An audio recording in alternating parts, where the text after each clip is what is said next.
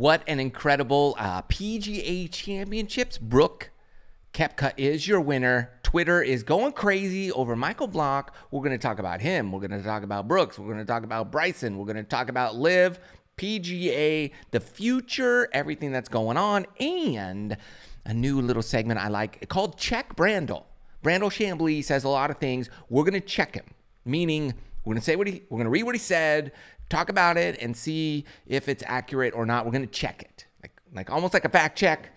We got to check this guy. We can't just let him run wild, all right? I like him sometimes, but other times you just got to be checked. I need to be checked. We all need to be checked. So here we go. All right, Brooks wins.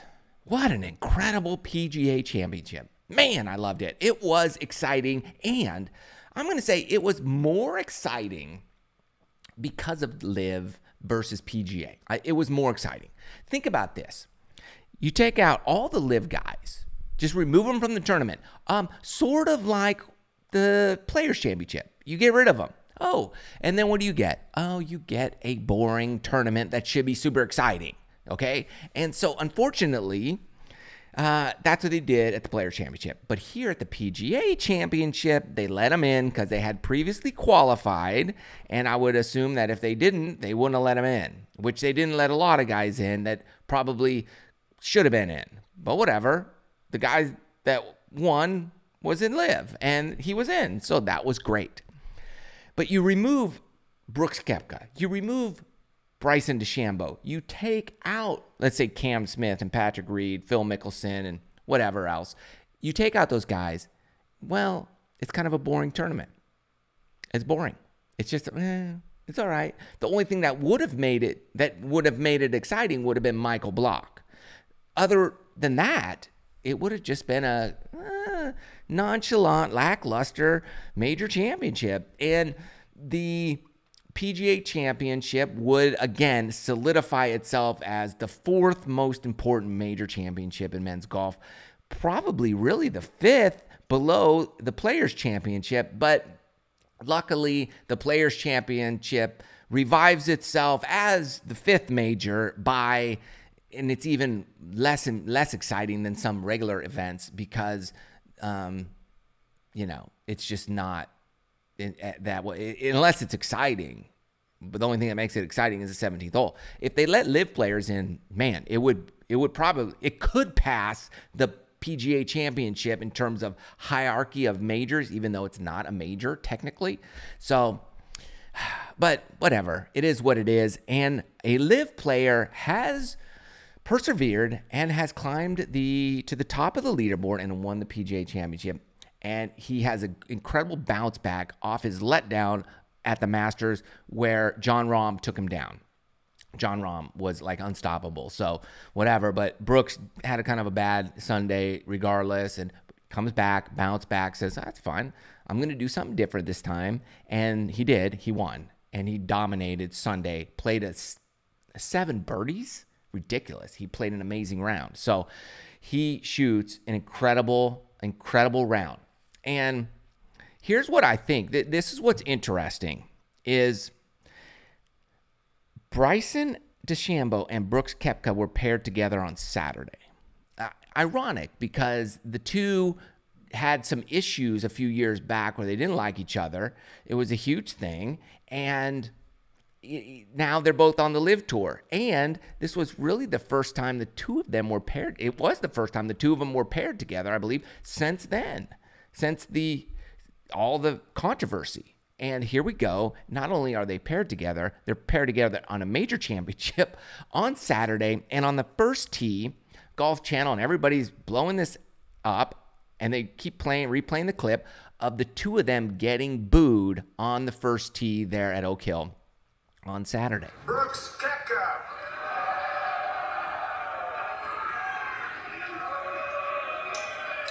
Now on the tee. Not too bad right there. Texas, Bryson DeChambeau.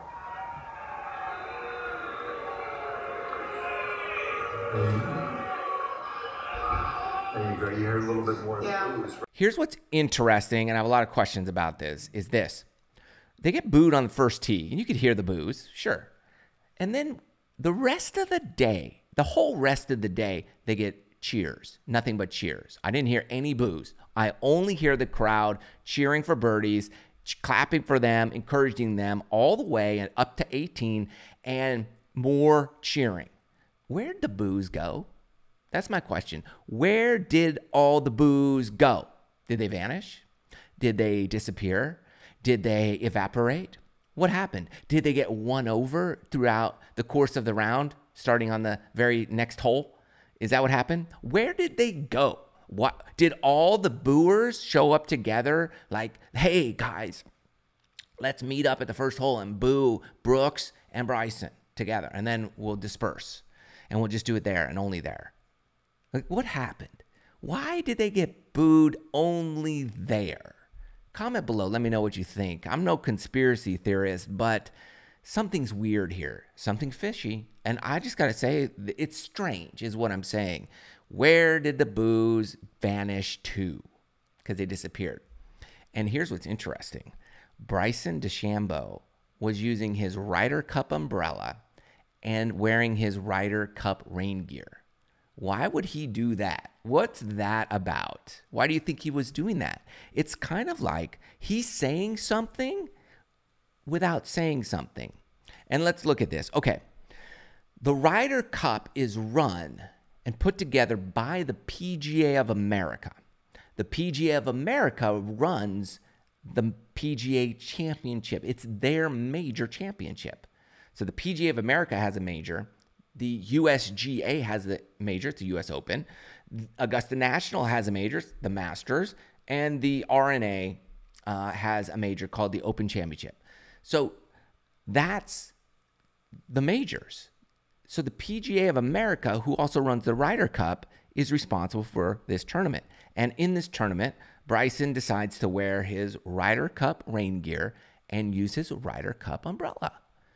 I think, and let me know if you think the same thing, is he saying, hey, we deserve to play on the Ryder Cup. You should pick us.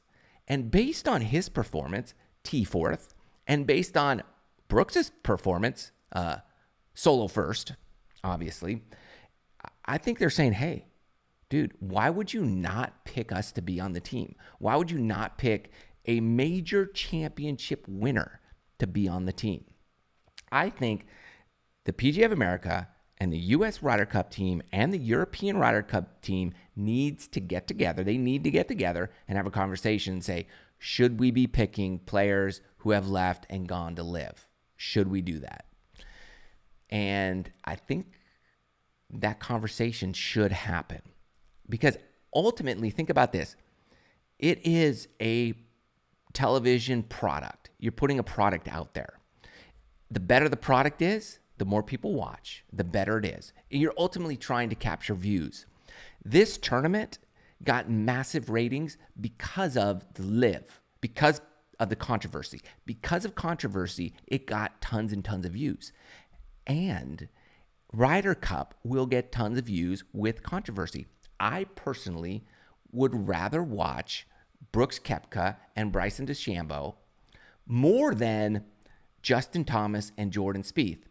It's not because I like them better. It's because they're more interesting to watch. It's just about intrigue and interest. And they are more eye-catching. You never know what's going to happen. There's more drama. There's more wildness happening. And that's what is eye-catching. That's what's desirable to watch. I want to see that. I want to see Brooks, his strut. He's got that kind of attitude, that swagger that you look for. I want to see DJ in a Ryder Cup. We like the way he conducts himself. I like the way he just plays golf. It's exciting. It's the way Bryson plays golf, regardless of whether you like. It's not about liking people.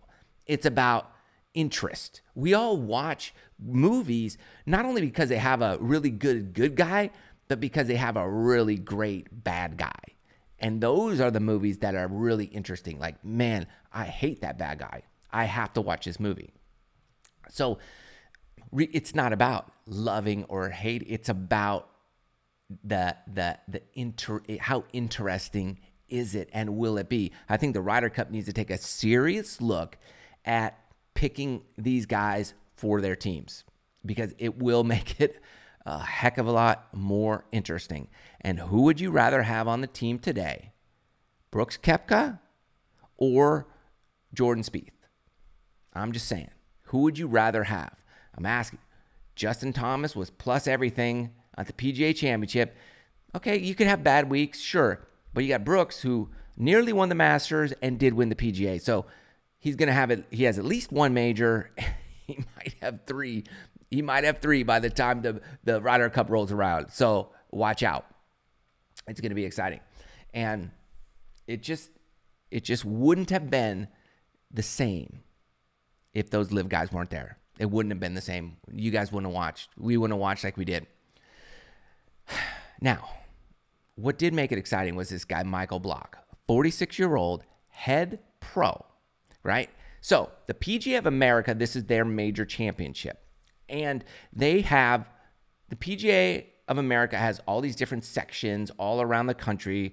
You know, there's here in Georgia, there's northern section and southern section of Georgia. California, there's a southern section, there's a central section, there's a northern section. So I believe he's in Mission Viejo, which would be the southern section. So he's in a section. And in the sections, there's many tournaments that you play. So this guy says he hits like a bucket of balls a week. He's mostly a head pro, deals with head pro issues, payroll, things like that, teaches some lessons, and then plays in these events, 1 or 2 day events.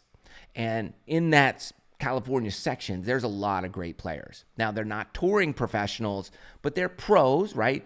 Working pros, professionals in the sport of golf.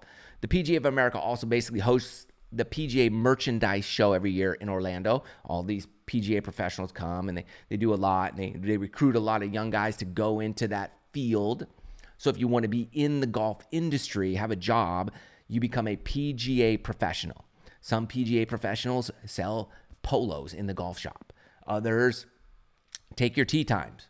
Others are doing other stuff. Others are giving lessons. And so different professionals have different roles. And a lot of them who are good former college players, former mini tour players, some former touring pros play in these events. So you get some great events. And they're really great if you want to get some tournament competition. I play in some of them just to I'm not a PGA professional member.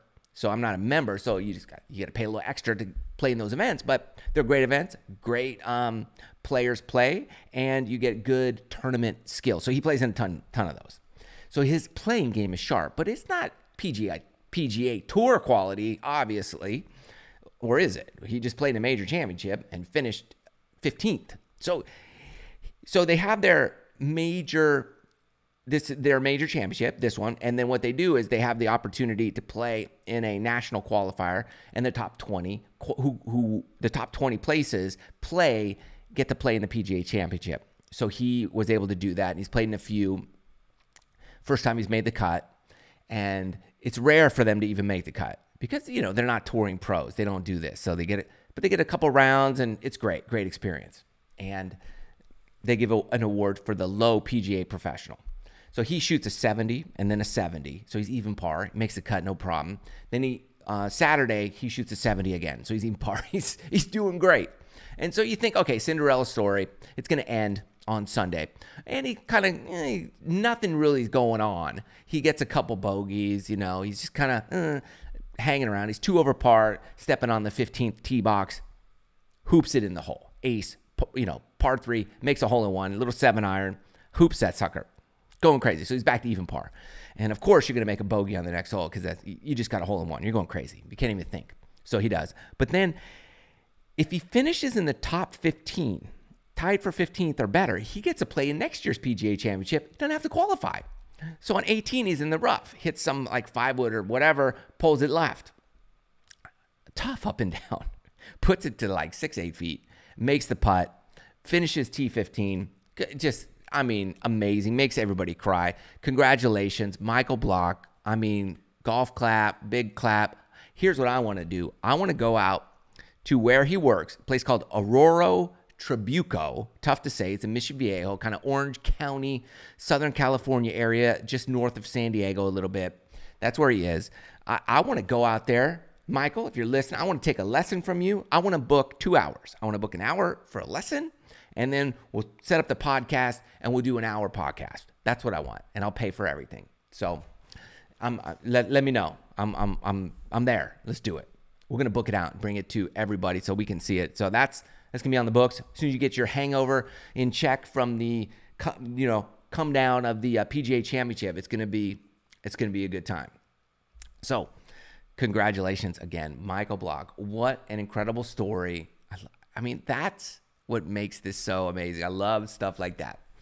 So here is what Brandel said, because I talked about, here we're going to check Brandel Chambly. All right, so Brandel Chambly, here's what he tweets.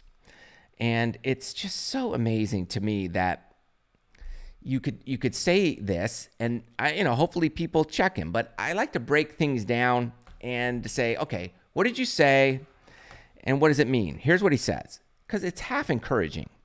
He says, Michael Block has played the kind of golf that we all want to see. Not perfect, but inspiring.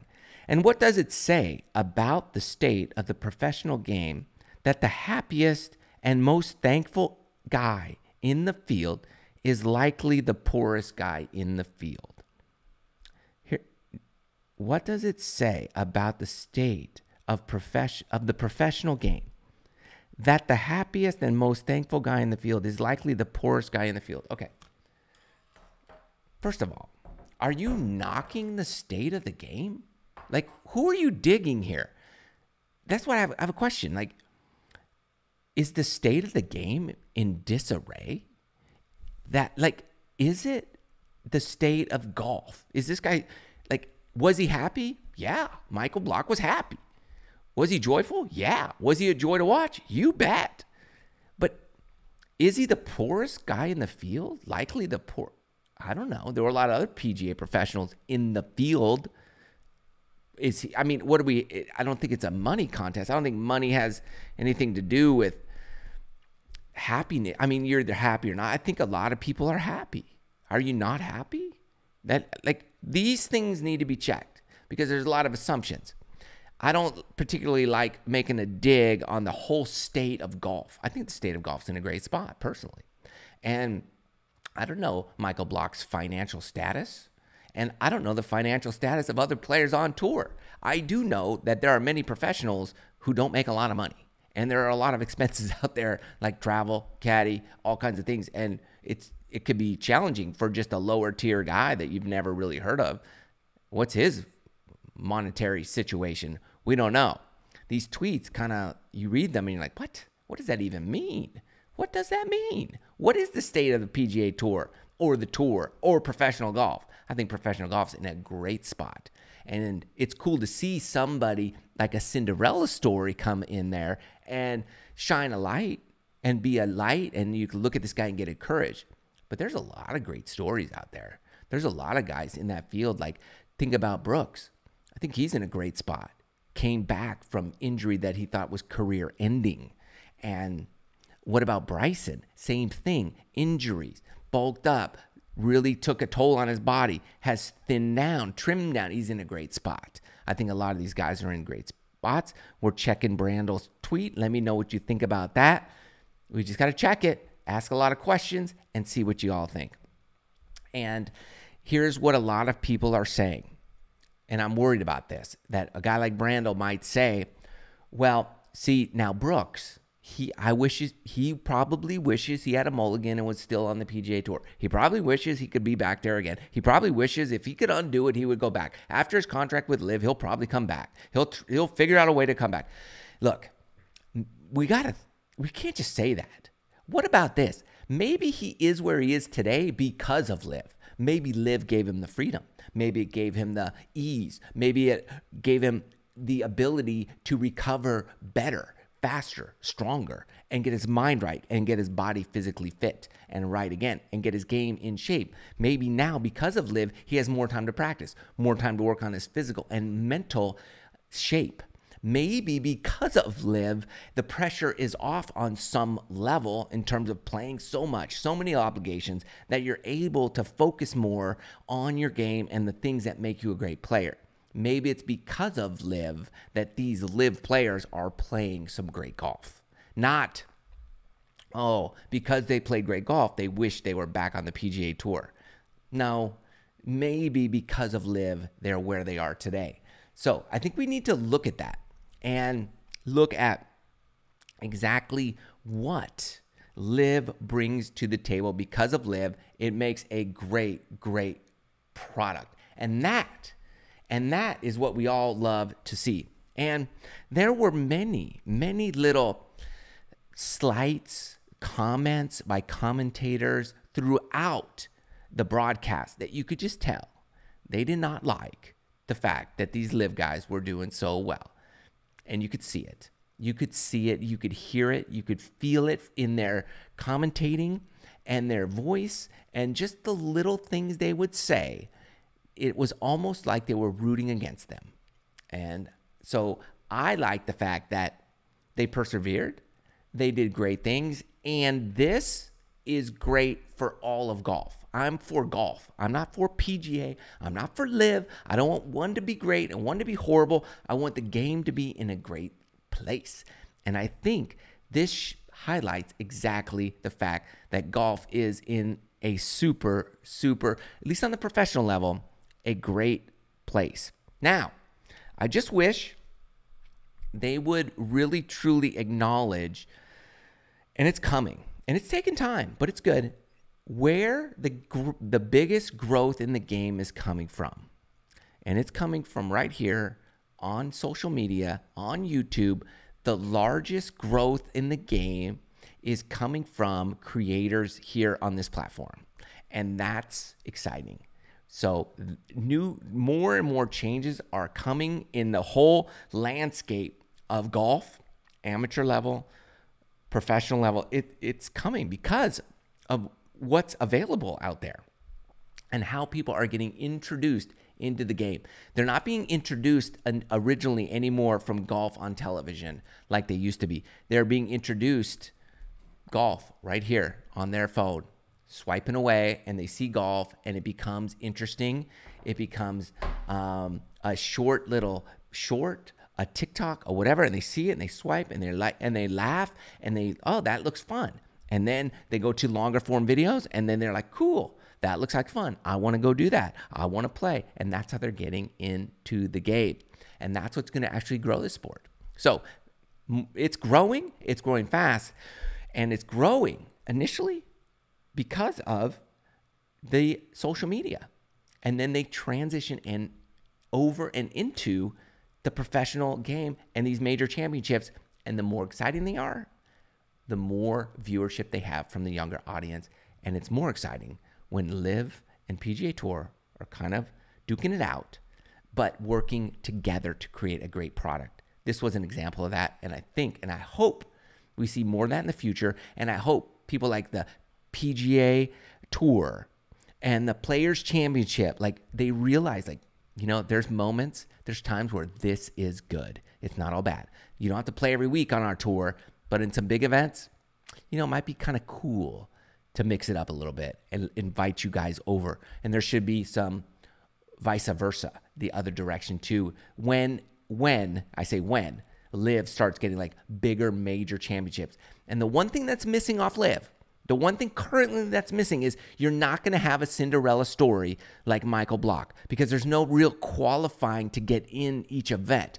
And they don't have these big major events, tournaments, where the rest of us, or people can try to qualify and get in. I think they should have that. And I think then it will allow an avenue for other great players that are out there to get an opportunity, to get a shot and create these big, huge storylines. What do you think? Thanks for listening. Comment below. What an exciting time. Love it. See you guys soon.